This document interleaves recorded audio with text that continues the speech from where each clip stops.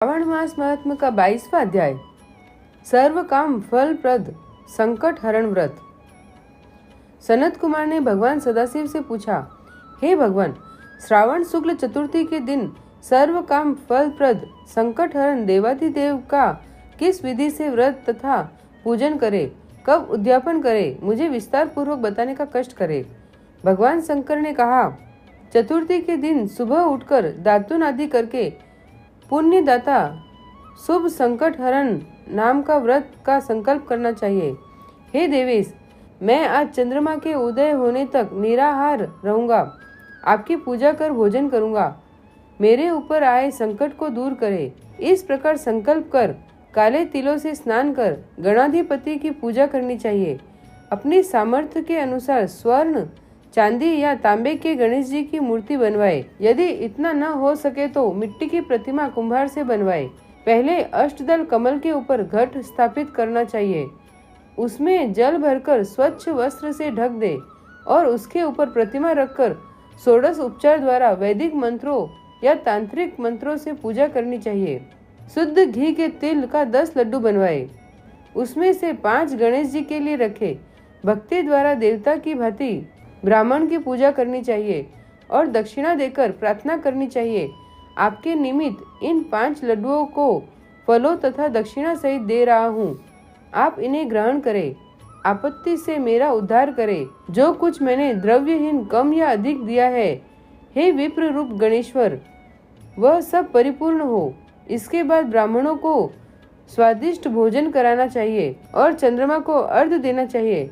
इस प्रकार विधि पूर्वक व्रत करने वाले पर गणेश जी प्रसन्न हो जाते हैं और मनोवांछित फल प्रदान करते हैं। इस व्रत के करने से विद्यार्थी को विद्या, धनवान को धन और पुत्र की अभिलाषा करने वाले को पुत्र प्राप्त होता है। रोगी को रोग से छुटकारा मिल जाता है। अब मैं तुम्हें पूजा तथा जप के मंत्र बतलाता हूँ। पहले ओमकार शब्द, फिर नमः, फिर हेरम्ब के बाद लंबोदर शब्द, उसके बाद संकट निवारण शब्द को चतुर्थ्यांत बनाकर अंत में स्वाहा शब्द कहना चाहिए। वैसे यह 21 अक्षरों का मंत्र है। मनुष्य को 10 दिशाओं की पूजा करनी चाहिए। निम्नलिखित 21 नामों द्वारा गणेश जी की पूजा करनी चाहिए।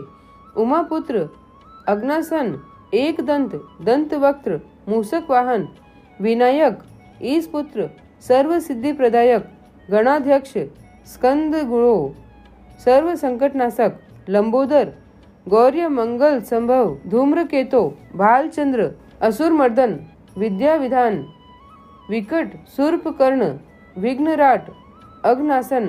आप मुझ पर प्रसन्न हो, मेरी सभी अभिलाषाओं को पूर्ण करे। हे प्रभु, मेरे शत्रुओं की बुद्धि का नाश हो तथा मेरे मित्रों का अभ्युदय हो।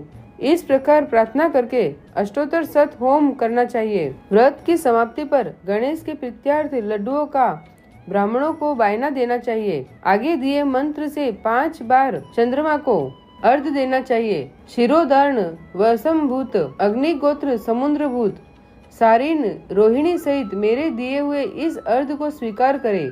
तत्पश्चात ब्राह्मणों को स्वादिष्ट भोजन करवाना चाहिए, फिर स्वयं भोजन करना चाहिए। 4 मास तक यह व्रत करने के बाद 5वें मास में उद्यापन करना चाहिए। साधक को पहले वक्रतुंड की शक्ति अनुसार मूर्ति बनानी चाहिए। प्रथम विधि से पूजा करके सुगंधित चंदन तथा नाना प्रकार के फूलों द्वारा पूजा करनी चाहिए। सूप और पायस दक्षिणा सहित गणेश की प्रतिमा कपड़े से लपेटकर ब्राह्मण को देना चाहिए। व्रत समाप्ति के लिए 5 सेर तिल देना चाहिए और क्षमा प्रार्थना करनी चाहिए। इस प्रकार उद्यापन करने मात्र से ही अश्वमेघ फल की प्राप्ति होती है।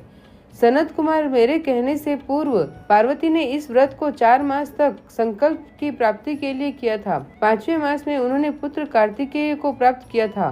महर्षि अगस्त्य ने समुद्र पान के समय इसे किया था।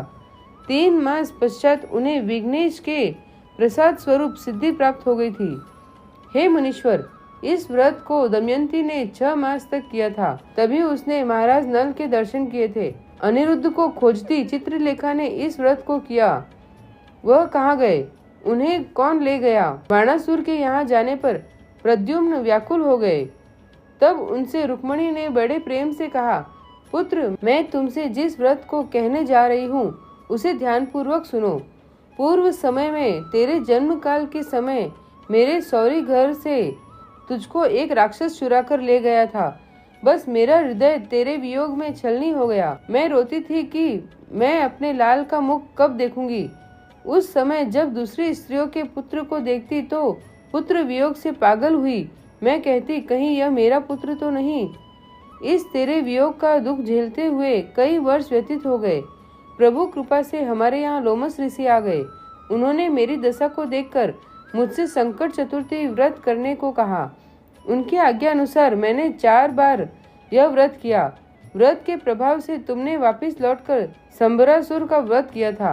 अतः यदि तुम भी इस व्रत को करोगे तो अवश्य ही तुम्हारे पुत्र का पता चल जाएगा और वह घर वापस लौट आएगा। माता के आदेशानुसार प्रद्युम्न ने भी गणेश जी के प्रीत्यर्थ विधिवत इस व्रत को किया।